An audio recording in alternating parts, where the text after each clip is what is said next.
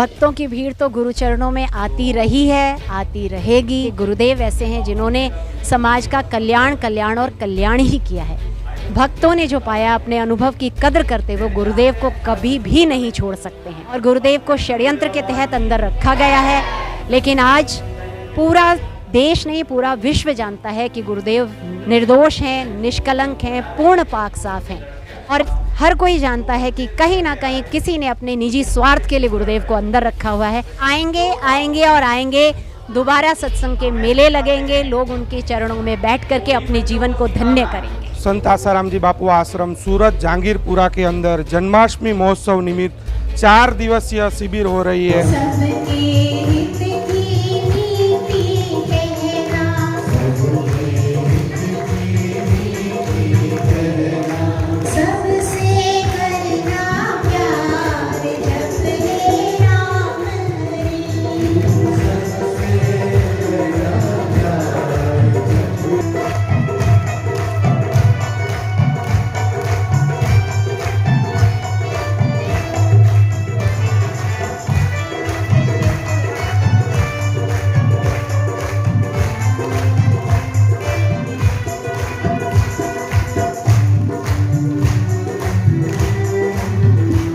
जन्माष्टमी का शिविर प्रतिवर्ष इस आश्रम में होता रहा है, लगभग पिछले 40 वर्षों से। तो उसी के तहत इस वर्ष भी इस शिविर का आयोजन हुआ है। जन्माष्टमी ऐसा पर्व है हमारी संस्कृति का जो कि श्रेष्ठतम पर्व है, जो प्रेम पाने का, प्रेम बांटने का पर्व है, क्योंकि कृष्ण अवतार प्रेम स्वरूप हैं जो सबको आकर्षित करते हैं। कर्षति आकर्षति इति। तो कृष्ण भगवान का जीवन अपने आप में हमें शिक्षा देता है कि हमें अपना जीवन किस प्रकार से जीना चाहिए, दिन की शुरुआत किस प्रकार करनी चाहिए। क्योंकि यदि हम प्रभुमय होकर अपने दिन की शुरुआत करते हैं तो हमारा संपूर्ण दिन आनंद में बीतता है।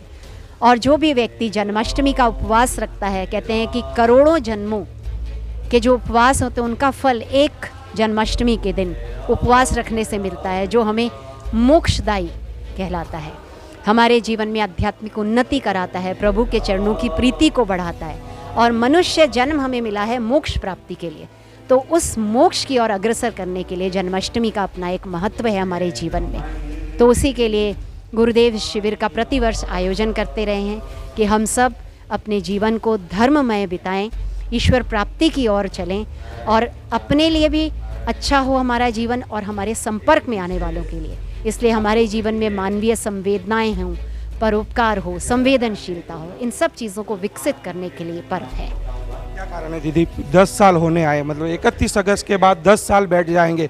संत आसाराम जी बापू 10 सालों से जोधपुर की जेल में, उसके बावजूद हम देख रहे हैं कि काफ़ी भारी संख्या में मतलब आज भी भक्तों की भीड़ आ रही है। क्या कारण है ऐसा? भक्तों की भीड़ तो गुरु चरणों में आती रही है, आती रहेगी और अनादि काल तक आती रहेगी। क्योंकि गुरुदेव ऐसे हैं जिन्होंने समाज का कल्याण और कल्याण ही किया है। वो एक चींटी तक को नुकसान नहीं पहुंचा सकते, तो बाकी किसी के लिए तो सोचना भी गलत है। तो गुरुदेव ने अपने जीवन में हमें सिर्फ दिया और दिया है, और उनसे जो पाया है वो लौकिक नहीं, अलौकिक है, अनमोल है, जिसके बदले में और कुछ ना हम शिष्य दे सकते हैं। तो इसलिए भक्तों ने जो पाया अपने अनुभव की कद्र करते वो गुरुदेव को कभी भी नहीं छोड़ सकते हैं। और गुरुदेव को षड्यंत्र के तहत अंदर रखा गया है, और वो षड्यंत्र जो है उसका कोई आधार नहीं है। एक लड़की को खड़ा कर दिया गया कुछ पैसे दे करके, और उससे बुलवा दिया गया, ऐसे कानून बना दिए गए कि गुरुदेव को उस चक्र में फंसा करके रख दिया गया। लेकिन आज पूरा देश नहीं पूरा विश्व जानता है कि गुरुदेव निर्दोष हैं, निष्कलंक हैं, पूर्ण पाक साफ हैं। और हर कोई जानता है कि कहीं ना कहीं किसी ने अपने निजी स्वार्थ के लिए गुरुदेव को अंदर रखा हुआ है, और ये लंबे समय तक नहीं चलने वाला है। गुरुदेव बहुत ही शीघ्र हम सबके बीच आएंगे और आएंगे। क्यों जरूरी है, मतलब संत आसाराम जी बापू की रिहाई क्यों जरूरी है? अगर हम कहें कि हमें उठना कैसे है, बैठना कैसे है, खाना कैसे है, पर्व त्योहार कैसे मनाने हैं, जीवन कैसे जीना है, तो ये सब हमें गुरुदेव ने सिखाया है। और आज जो समाज में पाश्चात्य संस्कृति का इतना प्रभाव पड़ रहा है, उसके कारण आज के छोटे छोटे बच्चे चरित्रहीनता की तरफ चल रहे हैं। युवा अवस्था में जो युवा लोग हैं वो नशे के शिकार होते जा रहे हैं। महिलाएं आज तक इतनी चकाचौंध की तरफ बढ़ती जा रही हैं। और घरों में वृद्धों की कोई कद्र नहीं हो रही है, ये सब चीज़ें पाश्चात्य संस्कृति की देन है। और गुरुदेव ने इन सब चीज़ों के प्रति हमें जागरूक किया है, समय समय पर हमें सही दिशा दिखाई है, बच्चों को अच्छे संस्कार देना कैसे है ये बताया है, महिलाओं का जीवन शीलवान कैसा हो, चरित्रवान कैसा हो, समाज उपयोगी कैसा हो, ये गुरुदेव ने सिखाया है। युवा जो हैं वो नशे से मुक्त रह करके अपनी शक्ति को सही दिशा में कैसे लगा करके अपने जीवन को उन्नत बनाएं, ये गुरुदेव ने सिखाया है। घर में माता पिता का आदर हो, वृद्धों का आदर हो, क्योंकि हमारी संस्कृति कहती है मातृ देवो भव, पितृ देवो भव, आचार्य देवो भव, अतिथि देवो भव। तो ये सारी चीज़ें गुरुदेव ने सिखाई हैं, और गुरुदेव को जब से अंदर किया है तब से इन सब चीज़ों में कमी आने लगी है। इसलिए गुरुदेव का समाज के बीच में आना बहुत ज़्यादा ज़रूरी है। और सबसे महत्वपूर्ण बात जिसके कारण गुरुदेव को अंदर रखा है वो है कि धर्मांतरण जो हो रहा है हमारे देश में, जैसे जैसे लोगों ने भारत के लोगों को क्रिश्चियनिटी की तरफ मोड़ना शुरू किया, गुरुदेव ने देखा कि हमारी संस्कृति सर्वश्रेष्ठ है, वही समाज का और पूरे विश्व का कल्याण करने का सामर्थ्य रखती है।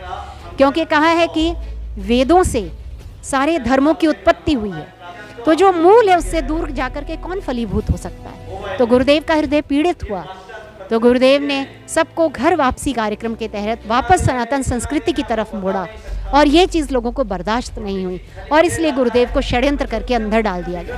तो गुरुदेव का आज बाहर आना बहुत ज़रूरी है, क्योंकि देश भर में हमारा भ्रमण होता है तो लोग बताते हैं कि गुरुदेव के अंदर जाने के बाद कितनी तेज़ी से धर्मांतरण बढ़ रहा है, कितनी तेज़ी से गरीब लोगों को कुछ पैसे दे करके, कुछ चीज़ वस्तुएं दे करके, कुछ छोटी मोटी नौकरी देकर बहला फुसला के उन्हें अपनी संस्कृति से दूर किया जा रहा है। जबकि इस कोरोना काल ने सबको दिखा दिया कि जब तक सनातन संस्कृति की शरण में नहीं आएंगे तो हमारा जीवन भी संभव नहीं है। तो हमारी संस्कृति में जहाँ तुलसी जी को माँ कहा है, गौ माता को माँ कहा है, गंगा मैया को माँ कहा है, गीता माँ कहा है, इनकी शरण में आकर ही लोगों ने अपने प्राण बचाए। अगर हम देखें कि ब्रिटेन के लोगों ने जब उनकी मृत्यु हो रही थी कोरोना से, तो गाय के गोबर के कंडों को जलाकर उसकी राख बनाई, उसके कपड़ छान किया और उसके घोल कर पानी पिया, तो उनके प्राण बचे। कितने लोगों ने तुलसी माँ के पत्तों को, उनकी औषधियों को ग्रहण करके अपने प्राण बचाए। कितने लोगों ने गंगा जल का उपयोग करके औषधियाँ बनाई, उन औषधियों से अपने प्राण बचाए। तो ये चीज़ अपने आप में साबित करती है कि हमारी जो संस्कृति है वो श्रेष्ठतम है, और हमारी संस्कृति के रक्षक जो हैं वो हमारे संत हैं, हमारे ब्रह्मज्ञानी सद्गुरुदेव हैं। इसलिए उनका समाज में बीच में आना अत्यंत आवश्यक और आवश्यक है। बिल्कुल भी सच्चाई नहीं है, सरासर झूठ है, मनगढ़ंत है। बापू आएंगे और आएंगे। दोबारा सत्संग के मेले लगेंगे, लोग उनके चरणों में बैठ करके अपने जीवन को धन्य करेंगे।